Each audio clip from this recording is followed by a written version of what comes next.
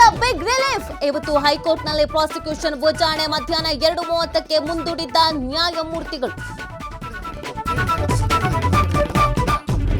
ಬಳ್ಳಾರಿ ಜೈಲಿನಲ್ಲಿ ಚಕ್ರವರ್ತಿಗೆ ನರಕ ದರ್ಶನ. ಬೆನ್ನು ನೋವಿನ ಸಮಸ್ಯೆಯಿಂದ ಬಳಲುತ್ತಿರೋ ದಾಸ. ಇವತ್ತು ಜೈಲು ವೈದ್ಯರಿಂದ ಕಾಟೇರನಿಗೆ ಪರೀಕ್ಷೆ.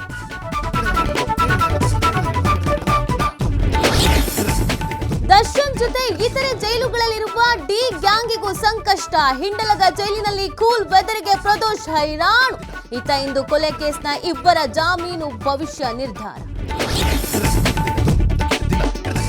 ಮಂಡ್ಯದಲ್ಲಿ ಹಣ ಡಬಲ್ ಆಸೆ ತೋರಿಸಿ ಬಡ ಜನರಿಗೆ ದೋಖಾ. ಖಾಸಗಿ ಕಂಪನಿಗಳಿಂದ ಮೋಸ.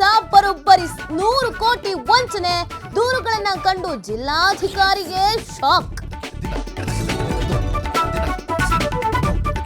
ಕಣ್ಣಿನ ಆಪರೇಷನ್ಗೆ ವರದಾನವಾದ ಗೃಹಲಕ್ಷ್ಮಿ ಹಣ.